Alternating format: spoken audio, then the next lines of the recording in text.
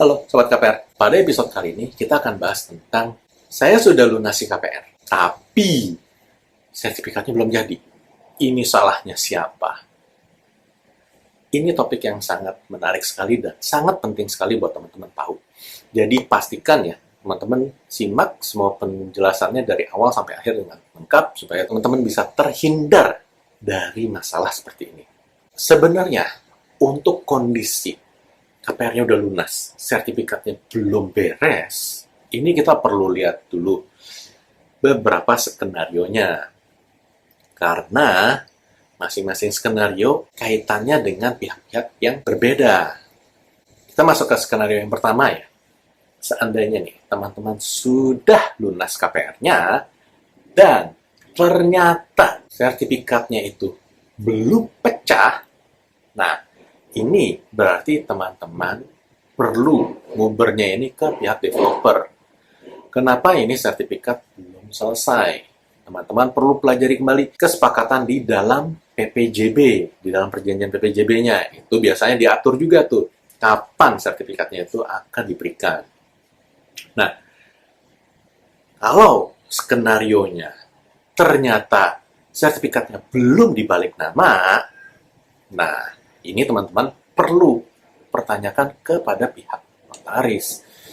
Kenapa pada saat saya sudah akad KPR, sudah AJB, kenapa ini belum dibalik nama? Apakah ada yang namanya keselip lah atau apa gitu, sehingga kelupaan nih diproses. Nah, kalau memang ada hal-hal seperti itu, ya, tolong dibantu. Ini penyelesaiannya seperti apa supaya bisa segera aman dan posisi saya benar-benar beres nih secara surat-surat ya.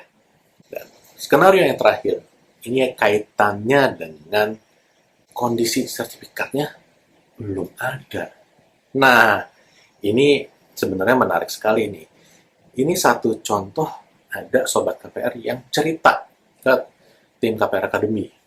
Katakan bahwa saya sudah lunas, dan pada saat saya ambil dokumen, itu ternyata dokumennya hanya diberikan perjanjian KPR asli, yang kedua IMB, yang ketiga AJB. Sertifikat nggak ada. Nah, ini gimana Pak? Oke, sejujurnya itu di luar dari praktek pada umumnya. Jadi, kejadian itu bisa dikatakan unik. Kenapa bisa kejadian seperti itu? Itu perlu ditelusuri juga. Karena sangat lucu sih. AJB nggak ada pasangannya, nggak ada si sertifikat. Nah, kalau cuma AJB doang, ini kosong nih, sertifikatnya nggak jelas. Ya ini AJB-nya cuma main-main doang nih, jangan-jangan. Nah, teman-teman perlu cross-check ke pihak bank dan notaris untuk hal ini. Dan yang pasti, pada saat teman-teman melakukan serah terima dokumen dengan pihak bank, teman-teman mesti lihat di dalam bukti serah terima tersebut ada dituliskan dokumen apa saja. Dan yang teman-teman terima memang sesuai dengan apa yang tercantum di tanda terima tersebut. Nggak lebih, nggak kurang. Harus sesuai ya teman-teman. Nggak boleh lebih banyak dokumennya dibanding yang tertulis atau lebih sedikit dibanding yang tertulis. Ini bisa jadi bukti teman-teman di saat teman-teman perlu melakukan upaya hukum. Nah, dengan kondisi tersebut, teman-teman bisa ada pegangan bahwa, oke, ini yang saya terima adalah ini. Nah, kalau seandainya nggak ada tanda terima gimana? Wah, itu makin kacau lagi. Masa sih untuk serah terima dokumen yang berharga tidak ada tanda terimanya? Itu kan lucu. Kondisi yang berikutnya yang perlu teman-teman lakukan saat menemui kondisi seperti ini adalah teman-teman pastiin lagi tanda terima yang dulu nih, yang dulu pas di awal pada saat teman-teman melakukan akad KPR, itu ngomongnya ada dokumen apa aja. Kalau memang ada dokumen sertifikat di situ, terus ini pada saat teman-teman lunas dibalikin teman-teman nggak ada sertifikatnya, nah ini lucu bin ajaib ini. Nah, jangan sampai ya teman-teman, itu bahaya banget buat teman-teman. Nah, jadi berdasarkan dua tanda terima tersebut, teman-teman bisa bandingin kurangnya di mana. Kalau memang dari dulu belum ada sertifikat, Berarti teman-teman kan bisa telusuri lebih lanjut. Wah, jangan-jangan balik nih ke skenario yang pertama. Sertifikatnya jangan-jangan belum selesai diproses. Sama si developer belum selesai proses pecah. Tapi seharusnya kalau belum selesai proses pecah, judul dokumen yang teman-teman punya bukan AJB, tapi PPJB.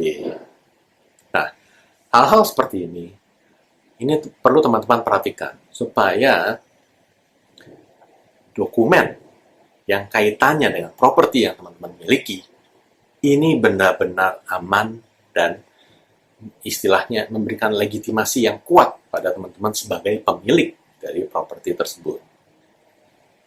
Nah, jadi, kembali lagi, terkait dengan kondisi yang terakhir itu, yang ketemunya cuma AJB,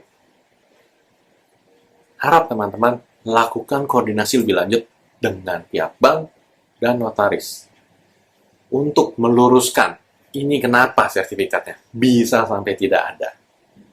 Karena tanpa sertifikat tersebut, sebenarnya legitimasi secara legalnya bagaimana teman-teman sebagai pemilik gitu. Kalau cuma ada AJB gitu, itu nggak lengkap. Nah, jadi teman-teman perlu pastikan ke pihak bank dan notaris. Kalau sampai seakan-akan diulur-ulur atau nggak ada ini, jangan ragu libatkan OJK dalam hal ini, karena OJK pasti akan membantu teman-teman. Gitu. Jadi harap dianggap benar-benar serius banget, karena ini kaitannya dengan legitimasi kepemilikan yang sah secara legal. Kembali lagi ke masalah siapa yang salah sih sebenarnya kalau kita udah lunasin KPR dan kita masih belum dapat sertifikatnya. Nah, tadi ada pihak-pihak yang saya sebutkan berkaitan dengan hal tersebut. Tapi sebenarnya kalau kita runut lebih dalam lagi, itu teman-teman harus sadar diri juga. Kalau teman-teman selama ini hanya lakukan bayar angsuran tanpa pernah sekalipun bertanya, ini dokumen sertifikat saya seperti apa ya? Saya mau dong minta kopinya. Tanpa sekalipun teman-teman menyinggung hal itu, baik itu ke pihak bank maupun ke pihak notaris, maka sebenarnya pihak yang turut bersalah dalam hal ini adalah teman-teman juga. Gitu. Jadi kita sebagai pihak yang paling berkepentingan, seharusnya kita ingat bahwa ini ada dokumen loh yang lagi diproses. Ini saya beli loh properti. Ini masih ada legitimasi atau urusan dokumen legalnya ini yang harus diselesaikan. Nah, ini teman-teman perlu follow up lebih lanjut terus. Gitu. Lakukan secara berkala. Minimal setahun sekali gitu. Jadi di anniversary date-nya, di ulang tahunnya akad KPR teman-teman pasang reminder aja gitu. Ini kemana nih? Sertifikat saya udah jadi belum ya? Saya minta kopinya dong. Nah, teman-teman harus lakukan itu. Karena tanpa melakukan hal itu, teman-teman nggak melakukan kontrol sama sekali terkait dengan pekerjaan yang dilakukan oleh bank, developer, maupun notaris. Jadi, teman-teman sebagai pihak yang sangat berkepentingan, teman-teman perlu follow up dokumen-dokumen tersebut. Oke, buat yang belum tahu sekarang kondisi sertifikatnya kayak gimana, buru-buru ya, tanyain sama bank. Saya mau minta dong kopi dokumen sertifikat saya, gitu, kopi IMB dan PBB, supaya bisa segera terkontrol dan termonitor. Ini statusnya seperti apa. Jangan sampai nanti pas lunas baru dadakan kaget. Gitu. Oke, sampai di sini dulu pembahasan kali ini. Semoga informasinya bermanfaat buat teman-teman dan jangan lupa share ke teman-teman yang lain supaya informasi yang penting ini bisa diketahui oleh banyak orang. Oke, sampai jumpa di episode berikutnya. Bye!